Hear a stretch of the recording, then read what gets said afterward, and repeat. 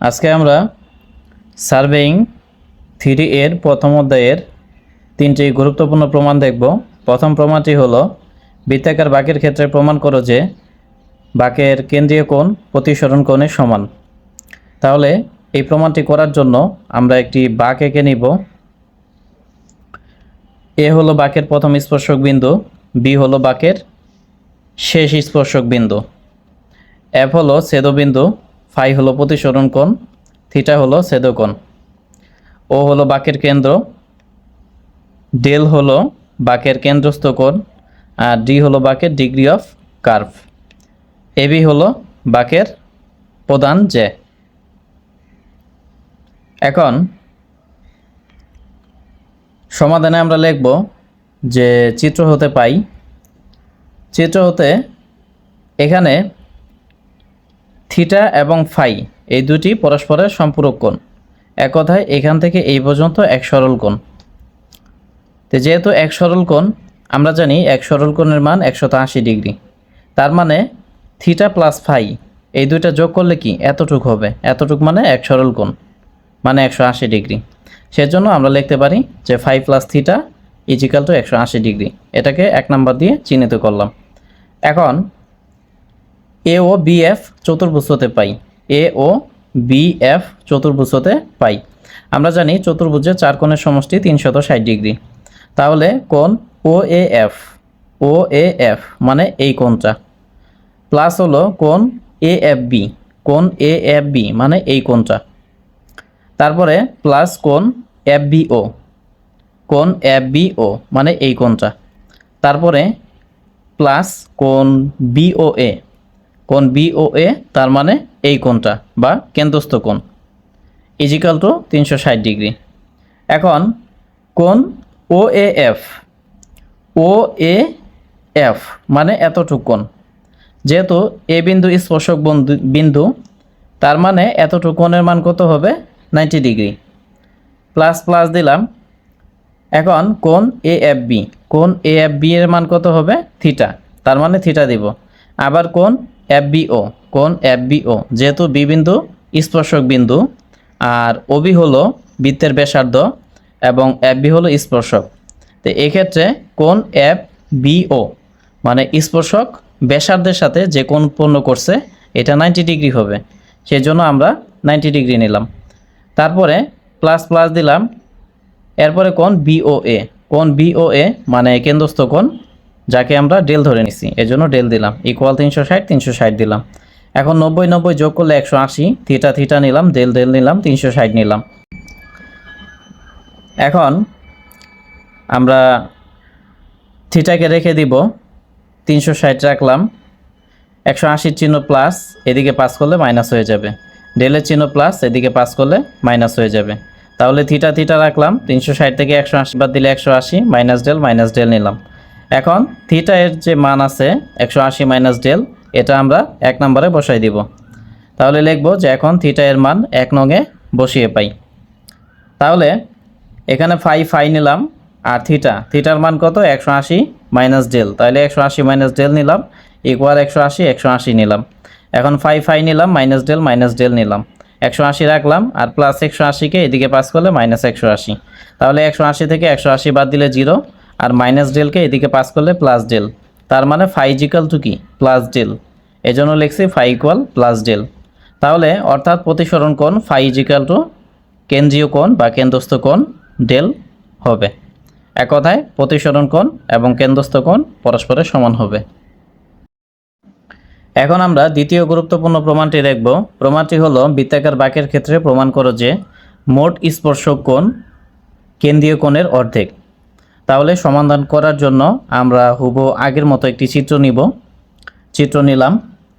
এখন ত্রিভুজ A B F হতে আমরা পাই, ত্রিভুজ এ বি এফ হতে পাই কোণ এফ এ বি, কোণ এফ এ বি মানে এতটুক কোণ, প্লাস হলো কোণ এ এফ বি, কোণ এ এফ বি মানে এতটুক কোণ বা ছেদকোণ, প্লাস হলো কোণ এফ বি এ, কোণ এফ বি এ মানে কি এতটুকু কোণ, তাহলে এই তিনটা কোণের যোগফল কি হবে? 180 ডিগ্রি। কারণ কি? কারণ আমরা জানি ত্রিভুজের তিন কোণের সমষ্টি 180 ডিগ্রি।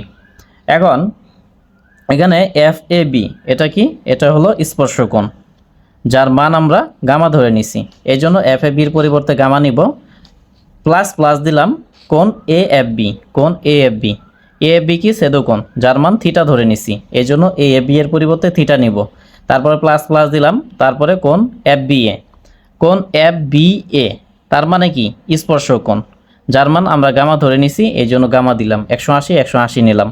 এখন থিটা থিটা নিলাম, গামা গামা যোগ করলে 2 গামা, 180 180 নিলাম। এটাকে 1 নম্বর সমীকরণ দ্বারা চিহ্নিত করলাম। আবার এ ও বি এফ চতুর্ভুজ হতে পাই, মানে প্রথম প্রমাণটার মতোই। আমরা জানি চতুর্ভুজের চার কোণের সমষ্টি কত? 360 ডিগ্রি। তাহলে এ ও বি এফ, এ ও বি এফ চতুর্ভুজ মানে এই চতুর্ভুজটা হতে পাই কোণ ও এ এফ, কোণ ও এ এফ মানে এই কোণটা, তারপরে প্লাস কোণ A F B, A F B তার মানে কি? এই কোণটা বা ছেদকোণ, তারপরে প্লাস কোণ এফ বি ও, কোণ এফ বি ও তার মানে এতটুকু কোণ, প্লাস হলো কোণ বি ও এ, বি ও এ তার মানে এতটুকু কোণ বা কেন্দ্রস্থ কোণ বা কেন্দ্রীয় কোণ। তাহলে এই চার কোণের সমষ্টি কত হবে? 360 ডিগ্রি। এখন কোণ ও A F, O A F, ও এ হলো বাঁকের ব্যাসার্ধ, আর এফ হলো স্পর্শক। যেহেতু এ স্পর্শ বিন্দু, তাহলে ব্যাসার্ধ সর্বদা স্পর্শকের সাথে 90 ডিগ্রি কোণ উৎপন্ন করে। তার মানে ও এ এফ এই কোণটার মান কত হবে? 90 ডিগ্রি। প্লাস প্লাস দিলাম কোণ এ এফ বি, কোণ এ এফ বি মানে কি? ছেদকোণ, ছেদকোণের মান থিটা ধরে নিছি, সেজন্য থিটা দিলাম। তারপরে কোণ এফ বি ও, কোণ এফ বি ও তার মানে কি? এই কোণটা। এখন ওবি হলো বাঁকের ব্যাসার্ধ, আর বিএফ হলো বাঁকের স্পর্শক, বি হলো বাঁকের দ্বিতীয় স্পর্শক বিন্দু বা শেষ স্পর্শক বিন্দু। তাহলে আমরা জানি যে ব্যাসার্ধ স্পর্শকের সাথে সর্বদা 90 ডিগ্রি কোণ উৎপন্ন করে। তার মানে এখানে যে কোণ উৎপন্ন হবে সেটা কি? 90 ডিগ্রি। সেজন্য আমরা কোণ এফ বি ও এটার মান 90 ডিগ্রি নিলাম। তারপরে প্লাস কোণ বিও এ, তাহলে প্লাস প্লাস নিলাম কোণ বিও এ, বিও এ মানে এই কোণটা বা কেন্দ্রীয় কোণ। তাহলে যার মান কি? ডেল, ডেল নিলাম 360 360 নিলাম।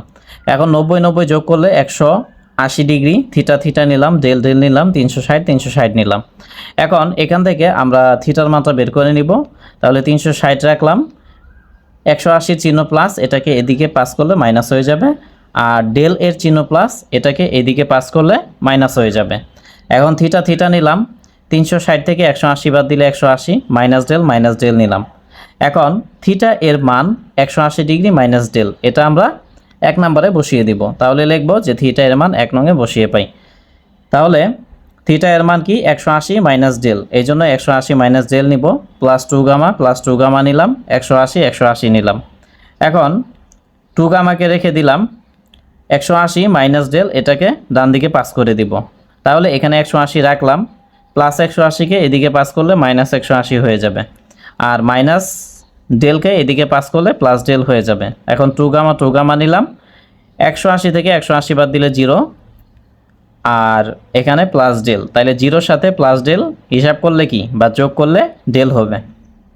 এখন গামা রাখলাম, 2 গামার সাথে গুণ অবস্থায় আছে, এদিকে পাস করলে ডেলের সাথে ভাগ হয়ে যাবে। তাহলে গামা কি? মোট স্পর্শক কোণ, আর ডেল হলো কেন্দ্রীয় কোণ। তাহলে আমরা বলতেই পারি যে মোট স্পর্শক কোণ কেন্দ্রীয় কোণের অর্ধেক। সুতরাং মোট স্পর্শক কোণ কেন্দ্রীয় কোণের অর্ধেক। এখন আমরা তৃতীয় গুরুত্বপূর্ণ প্রমাণটি দেখব। প্রমাণটি হলো বাঁকের ব্যাসার্ধ এবং বাঁকের ডিগ্রি এর মধ্যে সম্পর্ক স্থাপন করো, অথবা প্রমাণ করো যে আর ইকুয়াল 1719/d। তো এখানে আর হলো বাঁকের ব্যাসার্ধ, আর ডি হলো বাঁকের ডিগ্রি অফ কার্ভ বা বাঁকের ডিগ্রি। তাহলে সমাধানে লিখব, মনে করি বাঁকের ব্যাসার্ধ আর বাঁকের ডিগ্রি ডি। তাহলে আমরা জানি কেন্দ্রীয় কোণ 360 ডিগ্রি হলে বৃত্তচাপের পরিধির পরিমাণ 2π r মিটার। এখন আমরা একটা বৃত্ত নিলাম, তো বৃত্তের নির্দিষ্ট একটা বিন্দু এ ধরে নিলাম। এখন এই বিন্দু থেকে যাত্রা শুরু করে এখানে আসলাম। তো এখান থেকে এখানে আসার অর্থ কি? এখান থেকে এখানে আসার অর্থ হলো যে এতটুকু আকার একটি চাঁদার মতো দেখাচ্ছে। তার মানে এখান থেকে এই পর্যন্ত কোণের মান হবে 180 ডিগ্রি। আবার যখন আমরা এখান থেকে যাত্রা শুরু করে আবার এই বিন্দুতে আসব, একইভাবে কি হবে? আগের মতো 180 ডিগ্রি কোণ উৎপন্ন হবে। তার মানে এতটুকু 180, এতটুকু 180, 360 ডিগ্রি কোণ। তার মানে এ বিন্দু থেকে যাত্রা শুরু করে আবার এ বিন্দুতে আসার জন্য 360 ডিগ্রি কোণ অতিক্রম করতে হচ্ছে। তো এক্ষেত্রে এখান থেকে শুরু করে এই পর্যন্ত এটাকে বৃত্তের পরিধি বলা হয়। আর বৃত্তের পরিধি সূত্র কি? 2πr। তার মানে 360 ডিগ্রি কোণ অতিক্রমণের জন্য অতিক্রান্ত দূরত্ব কত হচ্ছে? 2πr, মানে বৃত্তের পরিধি সমান। এজন্য লিখছি আমরা যে আমরা জানি কেন্দ্রীয় কোণ 360 ডিগ্রি হলে বৃত্তচাপের পরিধির পরিমাণ বা অতিক্রান্ত দূরত্বের পরিমাণ 2πr মিটার। এখন কেন্দ্রীয় কোণ 1 ডিগ্রি হলে বৃত্তচাপের পরিমাণ, যেহেতু 360 ডিগ্রি থেকে 1 ছোট, তার মানে কি?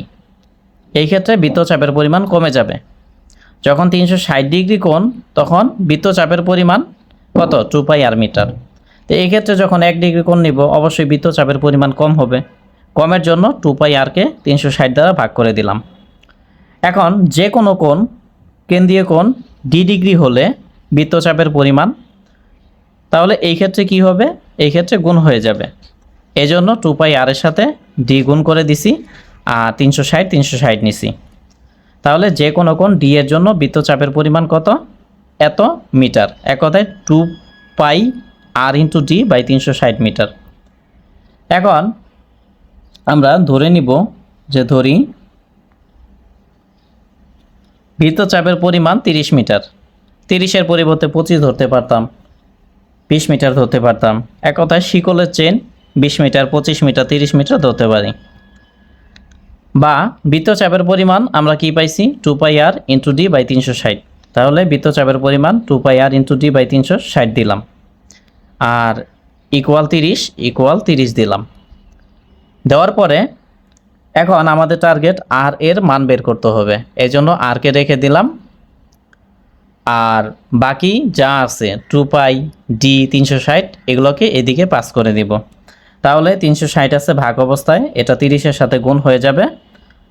আর এখানে 2πd গুণ অবস্থায় আছে, সেজন্য এটাকে এদিকে পাস করলে ভাগ হয়ে যাবে। এই জন্য 2π × d ভাগ করে দিছি। এখন 30 × 360 দিলাম, 2 নিলাম আর পায়ের মান হলো 22/7, d নিলাম। এখন 30 × 360 ডিভাইডেড বাই 2 × 22/7, এটা ক্যালকুলেটরে হিসাব করলে 1718.87 আসবে। আর নিচে d আছে, d নিলাম। তাহলে 1718.87, এটা 1719-এর কাছাকাছি। সেজন্য আমরা এটার পরিবর্তে 1719 নিলাম আর d নিলাম। আর এই চিহ্নটা মানে বোঝাচ্ছে যে 1719 1718.87-এর কাছাকাছি একটা মান। তাহলে এটাই প্রমাণে ছিল, প্রমাণিত।